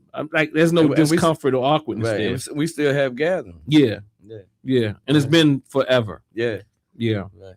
So our gatherings look like, and really the way I look at it is like this. Sometimes I sit back and look, like when y'all come over the house or we go out to the park or we do things like that, and I was like, wow, look what 2 people can do. And that's me and my wife. That we did that right there. Not saying that everybody else is out, but just that right there. And y'all make me proud. Right. Exactly. So Baba. Yes, sir. It's been fun. I think it's been fun. We had a few people call in. But brother Perspective, you got something on the way out? Nah, I'm good. I'm about to fall out anyhow. Hope you feel better, man. Drink some tea. You know that though. When you come out of your slumber, when you come out of your slumber, don't look. Tell me before you come on the video. Chop me apart. I ain't gonna chop you apart. I usually keep my Umar comments to myself, but I ain't gonna. Ain't nothing to chop up though. It's like, because essentially we still saying the same thing. We still. I'm not giving him. Yeah, I'm not giving him a pass by no means. Now think about this to add to this conversation. I can't find the brother's name. Sylvester, you could have called back in, brother. You could have came back in. I think it was Sylvester, but what Bawana was saying, Bawana's also, this is my blood cousin. You know what I mean? Some people say they thought we were gang members because we was calling each other cuz. Oh, okay. Damn. No, that's my real cousin. You know what I mean? My big cousin. You know what I'm saying? So I definitely, even from an African perspective, that's my big cousin. That's my brother. Peace out. rest in peace to my brother Larry Winkler. That's his son. Yes, right. Yes, so indeed. Rest in peace. He's a junior, right? Like he's a yes, junior. indeed. Right. So there's a level of, I'm talking about just in the family, not just ideologically. Like he might not know this, my cousin might not know this, but there's a level of I look at him as my elder cousin, right? So what'd you say? Okay, I said, oh, thank you. Now I know that. so because you're the older cousin, so you might not know that. So it's like there's a certain level of respect there. Like my sister just came, that's my older sister. Right. So it's like I still, from an African perspective, there's a certain level of hierarchy, natural hierarchy. I'm calling. You know what I'm saying? And I have used that too myself. I had called my daughter up. I said, "Look, you got to say this because you're the oldest."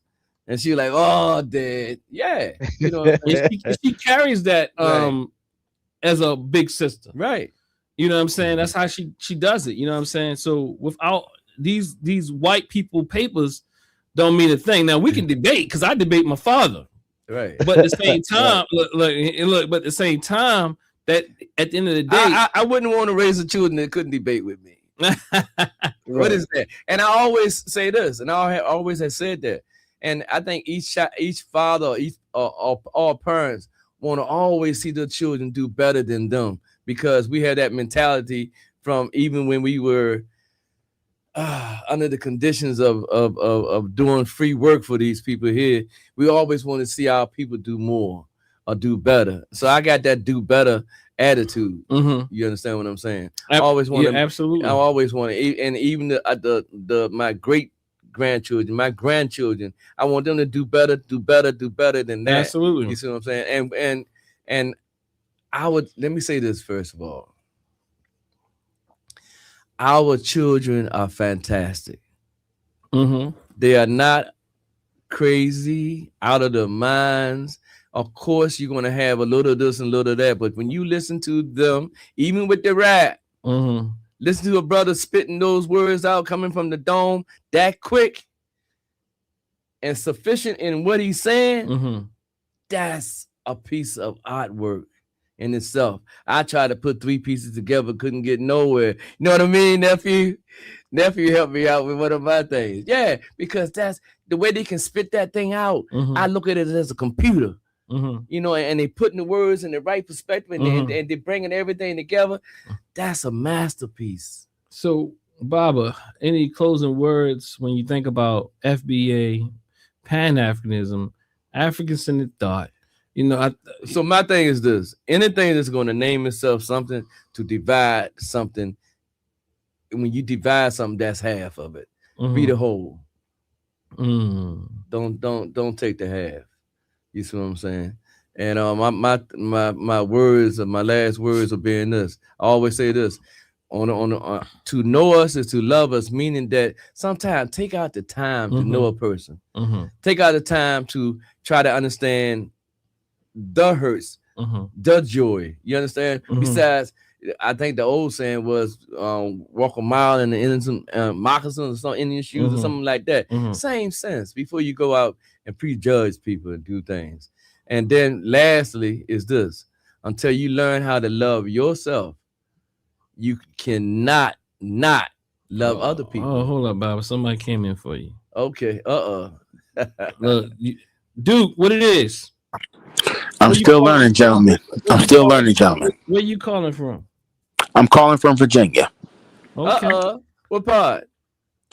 Central Virginia. Central Virginia. What's your town? Farmville, Virginia. Farmville. That's my home. That's part of my hometown. That's his hood. He rock roughs and stuffs like Afro puffs, like Rage. Go on with your bad stuff. Yes. Okay. Yes. Now I've been hearing about all this stuff with the FBAs and everything in between. I'm a scholar of Neely Fuller Jr. and Dr. Francis Welsing. And one of the things that the late Mr. Fuller made adamantly clear in his code book as a suggestion in one of the 10 basic stops is to stop squabbling amongst yourselves and getting racists to solve it. What I'm hearing with this whole back and forth between ADOS, well, ADOS is not really as relevant as it once was as a as a vernacular. It's now FBA. I don't know what the next name is going to be. DAFA, whatever. DAFA. They're a little different. That's from Umar. So that's more of a Pan-African spin. I think it's nothing more than, I think as Black people, we've been trained in a system of white supremacy to beat down on each other because it's easy for me to punch you in the face because there's no political consequence as Black people are harming each other.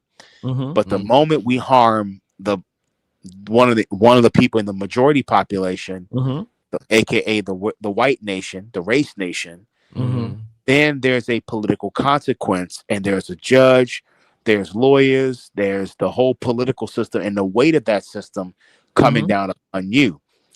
And I think we have to stop beating down on each other. And I've talked to some of these FBAs, and many of them are extremely condescending.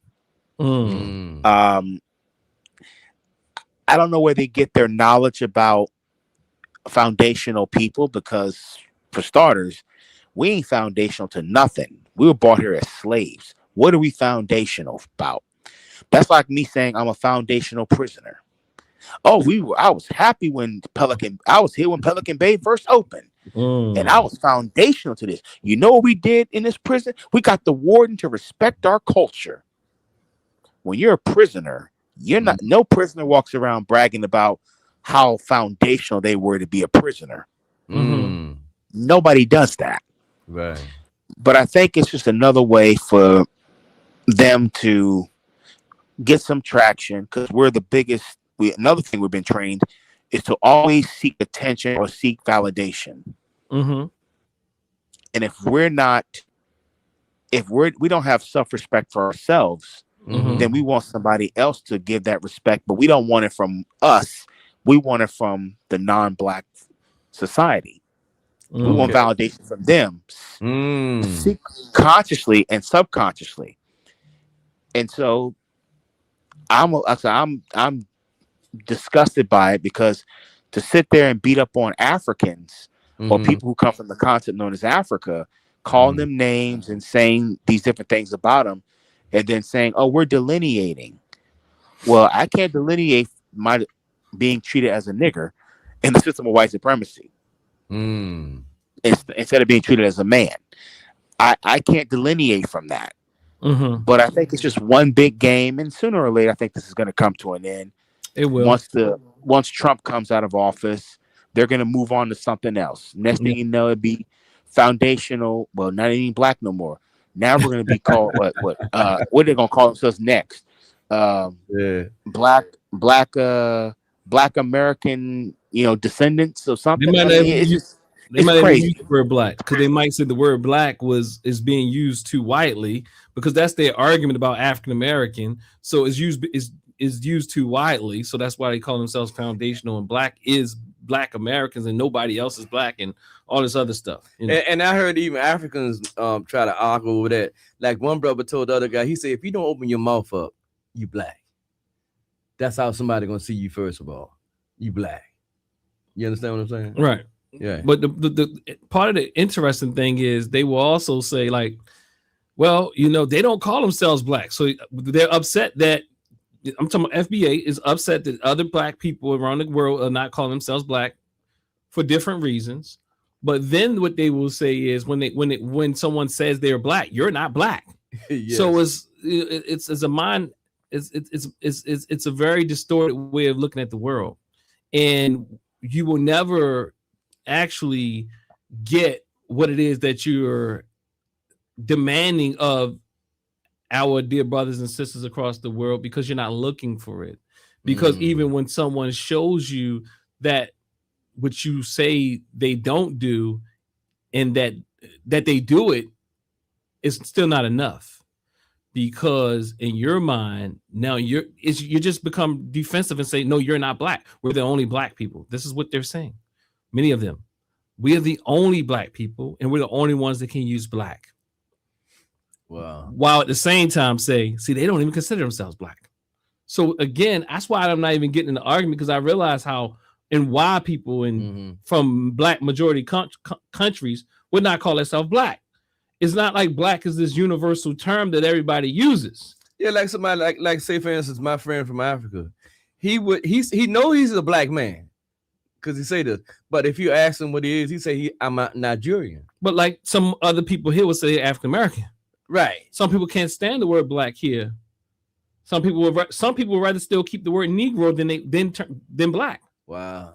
So it's like it's the same thing in Spanish. It's nothing different. It's the same thing in Spanish. Absolutely. Same thing, absolutely. It's the same word. Negro is black in Spanish. Oh yeah, but you know, you asking somebody to know something now, right? But yeah, but that exactly. But right. They're not thinking of it that way. So they would rather use the word Negro. Some African American. Some like I'm not African. Mm-hmm. I'm not African. So just call me American.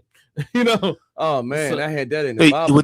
I think what goes on here is they mix nationality with race, and I think that's what the term ethnicity comes in, is the mixing of a nationality to a race. When your friend said, "I'm not black, I'm Nigerian," he's correct. He can say, "I come from Nigeria, I come from Sudan." We can't say the same thing here, but he do identify as being a black man. I must say that though.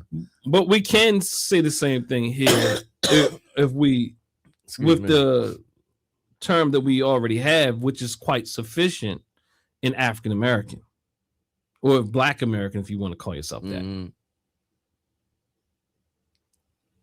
I think sometimes we just make too big a fuss over nothing. That don't make no, you know, it makes sense to maybe somebody to argue about it, but not really to me. You know what I'm saying? Because like you said, I had that teacher who said African period. And because they're not trying to make sense.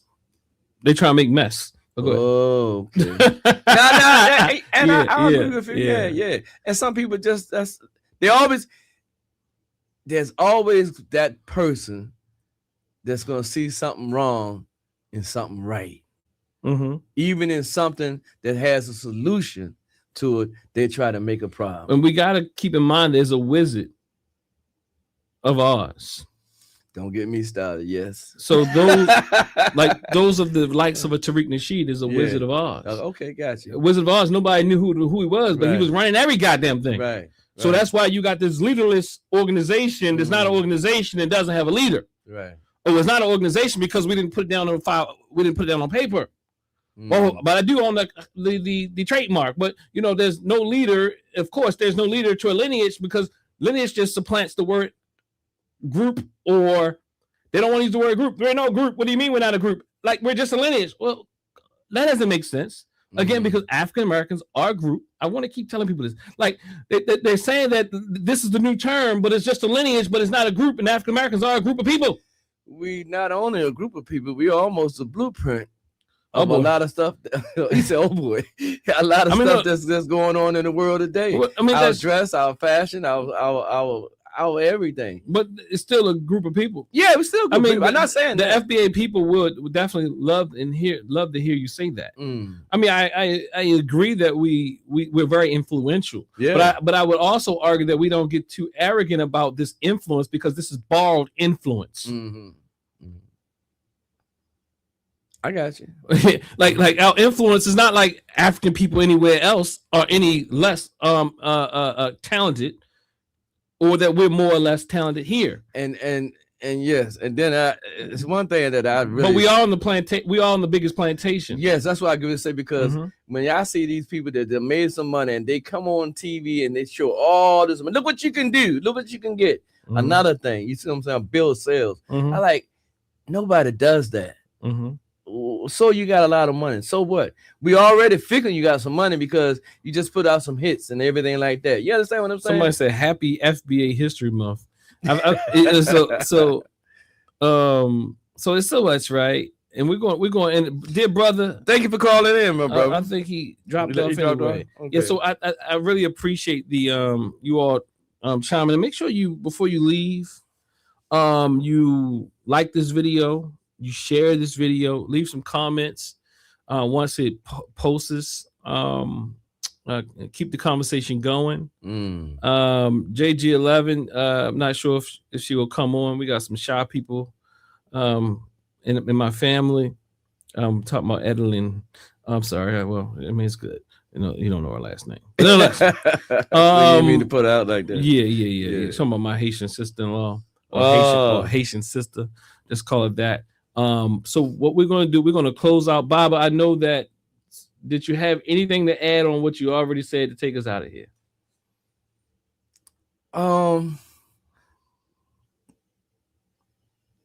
Well, just learn to love yourself. And if you love yourself, once again, loving yourself as a Black American, oh God, or whatever you want to be, show that love, share that love with everybody that look like you, and sometimes those that don't look like you, because there always had to be one that's really fighting for you, like Jim. What's his name? What's his name? John Brown. You see, there will be a John Brown. I will always say John Brown is a hero of mine. You know, so, and I always say this: we talk about slavery, you know, and yes, we got out of slavery, but mental slavery is still going on. And if it wasn't for certain people that don't look like us, we wouldn't got out of slavery as fast. Not saying we wouldn't have got out of slavery. We wouldn't have got out of slavery fast, but that's not giving their asses a pass. Well, these are definitely African American. I mean Americans. FBA are Americans, and they are very they're integrationists, and also more than that, they're assimilationists. So they probably won't be upset at you. Okay. The only smoke they got is for people that look like them. Yeah, for the most part. Right. And there's a little bit of smoke for other things, but sometimes that's just done just to say I did it. But nonetheless, I will say this, Baba. Can you in closing, could you also, because you named two inspirational figures and heroes of yours, and you didn't name one earlier, but you named too many white people here today.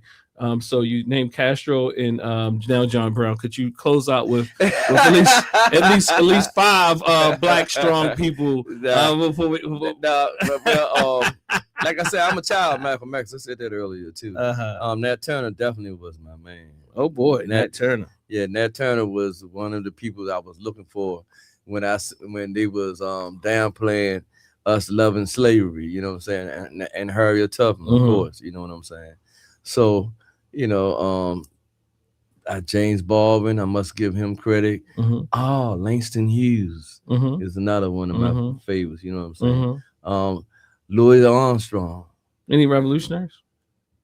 I know you just say you talked about Stephen Biko earlier. Oh yeah, you spoke about Dr. You spoke now Stephen Biko. Man, I really was deep in Stephen Biko. I read that whole book of the trial that they had on Stephen Biko, and that made me feel even better. How we as African American Black people, we are so fabulous that they always gonna try to come at us sideways with something, because they know they're always trying to dim the brightness of us as a people, because we shine. We shine without even have to shine. You know, I see some without trying to shine, right? Without trying to shine. They show a sister walking down the street with her afro and just some normal clothes on, skin blacker than black, and she just looks so marvelous. What's the word? Give me a good word. Gorgeous. but you're not talking about this AI blackness, right? Because of course not. Okay. I know they got all that stuff, right? Yeah. They got people with black. Sudan. Okay, yeah, absolutely. Dark brown black. Yeah, not this black. Yeah, blue black. Okay, yeah. And we seen something. We was in Africa, remember? Absolutely. Yeah. Beautiful. Yes, absolutely. Yeah. So, and me and my son did go to Africa together, and that was one of our beautiful points too. So, could you close out with your famous statement? To know us is to love us. When you claim your happiness, you're going to get your mind back. If a generalized Black woman is doing this and being this, that is that is irresponsible. No, when you claim your happiness, you're going to get your mind back. Showing me, black and proud. Claim your happiness, black and proud. I'm telling you. When you claim your happiness, you're going to get your mind back. A page, what is the status of people with half FBA? I'm telling you. When you claim your happiness, you're going to get your mind back. That's why I was laughing, because I am claim your happiness. I'm not saying the framework doesn't do a thing, but become a part of it. We've been embraced forward to Black men, become a part of it. being in the control. We become a part of it. Only embrace it. To me, one of the best stories I've ever heard. Embrace it. When you claim you have mastered to get your mind that mental growth takes place. You've been misled by leadership, for instance, that thinking you can consume. When you claim you're African, you're going to get your mind back. Black and I'm proud. Claim you're African. Black and I'm proud. I'm telling you,